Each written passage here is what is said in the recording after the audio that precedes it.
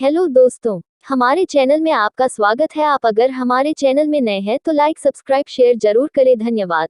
बालक मार्कंडेय की कथा। बहुत समय की बात है, हमारे देश में मृकडु और मरुद्वाती नाम के पति पत्नी रहते थे। हिमालय पर्वत के उत्तरी भाग में हरे भरे पेड़ों और पर्वतों से घिरे अपने छोटे से आश्रम में वे बड़ी श्रद्धा और भक्ति से शिवजी की पूजा किया करते थे। मृकडु बड़े सवेरे उठकर पास बहते स्वच्छ झरने में स्नान करते तथा सुविकसित सुगंधित पुष्पों को चुनकर आश्रम में ले आते, जहां बड़े प्रेम से मरुद्वाती उन फूलों की माला बनाती। स्वच्छ चमकते पात्र में आश्रम की गाय का दूध दूहती, फिर वह शिवजी की पूजा करने बैठ जाती। उन्हें दूध से नहलाती, मंत्र पढ़ती और श्रद्धापूर्वक प्रणाम कर माला भेंट करती। इस प्रकार रहते और शिवजी की आराधना करते बहुत समय बीत गया। मृकडु और मरुद्वाती की आयु बढ़ने लगी, परंतु उन्हें पुत्र का मुख देखना नसीब न हुआ। वे चिंता करने लगे, बुढ़ापे में हमारी देखभाल कौन करेगा, देवताओं की पूजा कौन करेगा, आश्रम की रक्षा कौन करेगा, क्योंकि उस जमाने में जमीन जोत कर अन्न उपजाने को पृथ्वी की पूजा करना कहते थे। आकाश, वायु, अग्नि और जल, प्रकृति के इन वरदानों का उनके नियमों के अनुसार प्रयोग करना ही उस समय में इनकी पूजा करना समझा जाता था, और सारे विश्व की कल्याण कामना ही शिवजी की पूजा थी। सब लोग मिलकर एक ही समय में विश्व के कल्याण की कामना करें, संसार की सहायता के कामों में लग जाएं। इसीलिए शिवजी के व्यक्तित्व की कल्पना की गई थी, क्योंकि शिवजी का ध्यान करते ही लोगों का ध्यान उनकी कल्याणकारी प्रवृत्ति पर केंद्रित हो जाता है। अंत में हताश होकर दोनों पति पत्नी एक दिन शिवजी का ध्यान करते हुए आश्रम के निकट बैठ गए और बोले, भोलानाथ, अब हम यहाँ से नहीं उठेंगे जब तक तुम हमारी इच्छा पूरी नहीं करोगे। बैठे बैठे उन्हें बहुत समय बीत गया, परंतु उनका दृढ़ संकल्प नहीं टूटा। उनका विश्वास था कि हो न हो एक दिन शिवजी जरूर उनकी प्रार्थना सुनेंगे और उनकी इच्छा पूरी होगी। क्योंकि उन दिनों अपनी हठ मनवाने, अपना संकल्प पूरा कराने का एक ही तरीका था, तपस्या, जो कि आजकल के उपद्रव, हड़ताल और तोड़फोड़ करने से कहीं अच्छा था। आखिरकार शिवजी ने उनकी प्रार्थना सुन ली। उनकी तपस्या के आगे उन्हें हार माननी पड़ी। एक दिन बड़े सवेरे जब नित्यकर्म से निवृत्त होकर पति पत्नी ध्यानमग्न बैठे थे, तो अचानक शिवजी प्रकट हुए। भस्मांकित मुस्कुराता चेहरा, नीला कंठ, माथे पर तीसरा नेत्र, हाथ में त्रिशूल, गले में सांपों की माला, सब कुछ ठीक ठाक था। बोले, मांगो, क्या मांगते हो? भगवान, हमें पुत्र की प्राप्ति हो। वे बोले, अच्छा यह बात है। शिवजी ने हंसकर उत्तर दिया, कहो कैसा पुत्र चाहिए? गुणी परंतु कम आयु वाला अथवा निर्गुण और बहुत दिन जीने वाला। उद्धरण उद्धरण। मरुद्वाती ने पति की ओर देखा, फिर कहा, भगवान, हमें गुणवान पुत्र चाहिए, चाहे वह कम दिनों तक ही जीवित रहे। तथास्तु कहकर शिवजी मेघमंडल में बिजली के समान अंतर्धान हो गए। ठीक समय पर मृकडु दंपति के यहाँ पुत्र उत्पन्न हुआ। नाम रखा गया मार्कंडेय। ठीक ही है, मृकडु का पुत्र मार्कंडेय ही तो कहलाएगा। मार्कंडेय अभी 5 वर्ष का ही था कि उसके पिता ने उसे शिक्षा देना शुरू किया। बेटा, हमेशा सच बोलना, प्रकृति के जीवों से मेल मिलाप से रहना, उन्हें बिना कारण कष्ट मत पहुंचाना, कर्तव्य पथ से कभी न हटना। भगवान शिव की कृपा से हमने तुम्हें पाया है। उनके कहने के अनुसार तुम्हारी आयु अधिक नहीं होगी, परंतु यदि तुम परिश्रम करोगे तो सब गुण तुम में वास करेंगे। माता मरुद्वाती भी नित्य प्रति पुत्र को आश्रम सेवा का कार्य सिखाती, पेड़ पौधों को देखभाल, पृथ्वी से अन्न का उत्पादन, भोजन तैयार करने की कला, आश्रम की सुरक्षा, फिर शिवजी की पूजा जो सर्वोपरि थी। सभी कामों में मार्कंडेय अपनी माता के साथ रहता, उससे सीखता, उसकी सहायता करता। जब वह 12 वर्ष का हुआ तो माता पिता से आज्ञा लेकर दक्षिण दिशा की ओर चल पड़ा। उसकी तीव्र इच्छा थी कि वह ऋषि अगस्त्य को खोजकर उनसे विद्या प्राप्त करे। उन दिनों दक्षिण में अगस्त्य का बहुत नाम था। दूर दूर से लोग आकर उनसे ज्ञान प्राप्त कर रहे थे। सुना जाता था कि वे पशु पक्षियों, भालू बंदरों को भी पढ़ना लिखना सिखा देते थे।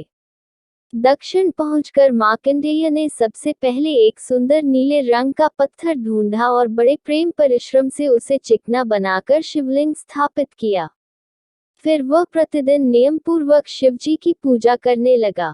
शिव मंदिर की सफाई, दूध और बेल के पत्तों को लाना, मंदार के पुष्पों, बीजों को ढूंढना, उनकी माला बनाना, फिर स्नान कर सब कुछ शिवजी को अर्पित कर देता, अपने को भी। यह उसका नित्य कर्म बन गया। वह अगस्त्य मुनि की पाठशाला में भी जाता और वहां भी मन लगा कर अपना काम करता। देश विदेश से आए हुए विद्यार्थियों के बीच उसका बड़ा मन लगता। एक बार सप्तऋषि यात्रा करते हुए दक्षिण की ओर आ निकले। मार्कंडेय ने बड़ी श्रद्धा और भक्ति से सप्तर्षियों की सेवा की। मरीचि, अंगिरा, अत्रि, पुलस्त्य, पुलह, ऋतु और वशिष्ठ ऋषि, ये सातों ऋषि उसकी सेवा से बड़े प्रसन्न हुए। उन्होंने कुछ दिन दक्षिण में ही रहने का निश्चय किया, यद्यपि उनका स्थायी निवास आकाश के उत्तरी भाग में मानसरोवर के ठीक ऊपर ध्रुव तारे के पास है। अंत में वह दिन आ गया जब सप्तर्षियों को वापस लौटना था। एक एक कर सातों ऋषियों ने मार्कंडेय को आशीर्वाद दिया, परंतु जब सबसे अंत में गुरु वरिष्ठ के मुंह से पुत्र दीर्घायु हो, ये शब्द निकले तो अचानक उनकी दृष्टि उसके माथे पर पड़ गई। मार्कंडेय के ललाट की स्पष्ट रेखाएं उसकी अल्पायु की कहानी कह रही थी। वशिष्ठ ने तुरंत भांप लिया कि इस लड़के की मृत्यु निकट है और मेरा आशीर्वाद व्यर्थ जाएगा। सातों ऋषि बड़ी सोच में पड़ गए। वे मार्कंडेय को सेवाओं से इतने प्रसन्न थे कि किसी प्रकार भी उसकी मृत्यु नहीं चाहते थे। खैर, उस समय वे कुछ भी न बोलकर दौड़े दौड़े ब्रह्मा के पास गए और उनसे बालक को दीर्घायु बनाने की प्रार्थना करने लगे। सप्तर्षियों की बातें सुनकर ब्रह्मा बहुत जोर से हंसे।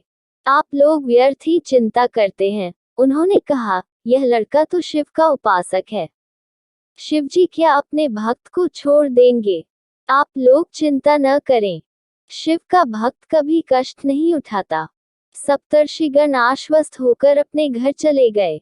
इधर दक्षिण में प्रवास करते और अगस्त्य मुनि से शिक्षा प्राप्त करते 4 वर्ष बीत गए थे। मार्कंडेय 6 वर्ष का हो गया था। श्रव मृत्यु के देवता यम को भी अपने कर्तव्य की याद आई। तुरंत अपना पाश हाथ में लेकर यम मार्कंडेय के पास पहुंच गया और पीछे से पाश का फंदा किशोरवय बालक के गले में डाल दिया। परंतु मार्कंडेय तो उस समय अपने इष्ट देव की पूजा में मग्न था। उसने यम से थोड़ा ठहर जाने को कहा। बालक की बात सुनकर यम बहुत जोर से हंसा। अरे मूर्ख, मौत भी किसी के लिए ठहरती है, वह बोला और फंदे का एक और लपटा बालक के चारों ओर खींच दिया, फिर उसे जोर से झटका। यम की जिद देखकर बालक मार्कंडेय तुरंत शिवलिंग से चिपट गया। अपनी लंबी बलिष्ठ बाहों से उसने शिवजी को अपनी छाती से लगा लिया। उसे लगा समस्त पृथ्वी का और उसका अपना कल्याण भी उस समय उसके शिवलिंग को चिपटाए रखने पर निर्भर है। चाहे जो हो जाए, वह शिव प्रतिमा को नहीं छोड़ेगा। इधर यम के क्रोध का पारा चढ़ने लगा। उसे अपने काम में विलंब की आदत नहीं थी। वह तो मिनटों में आता और आनन फानन में अपना काम करके चला जाता था। यम ने अपनी पूरी शक्ति से रेशमी डोर को खींचा। बालक का गला रुंधने लगा। हे महादेव, रक्षा करो, वह चिल्लाया। अचानक शिवलिंग उसके हाथ से छूट गया और भगवान शिव प्रकट हुए, अपने पूरे रौद्र रूप में। बात यह हुई थी कि यम ने जब अहंकार में भरकर दूसरी बार अपना पाश फेंका तो शिवलिंग भी उसकी चपेट में आ गए। इससे शिवजी को असुविधा हुई और वे व्याकुल होकर प्रकट हुए। शिवजी के एक धक्के से यम पछाड़ खाकर गिर पड़ा और अपना पाश लेकर भागा। भोलेनाथ ने बालक का गोद में बैठाकर प्यार किया और उसे दीर्घायु होने का वरदान दिया। उस दिन मार्कंडेय की आयु 16 वर्ष की थी। शिवजी की कृपा से उसमें आजीवन 16 वर्ष के नवयुवक के समान कार्य करने की शक्ति आ गई और मृत्यु के जीत लेने के कारण उसी दिन से लोग भोलेनाथ को भी मृत्युंजय कहने लगे। मार्कंडेय अपनी दृढ़ इच्छा और संकल्प शक्ति के कारण ही मृत्यु को पराजित करने में सफल हुआ था। यदि उसमें स्वयं जीवित रहने की प्रबल कामना न होती तो शिवजी भी उसकी सहायता नहीं करते, क्योंकि भगवान उन्हीं की सहायता करते हैं जो स्वयं अपनी सहायता करने को तत्पर रहते हैं। मृत्यु के मुख से बचकर किशोर मार्कंडेय और भी अधिक परिश्रम से पढ़ने लगा। उसके ज्ञान और विद्या की ख्याति दूर दूर तक फैलने लगी। मार्कंडेय बहुत काल तक जिए।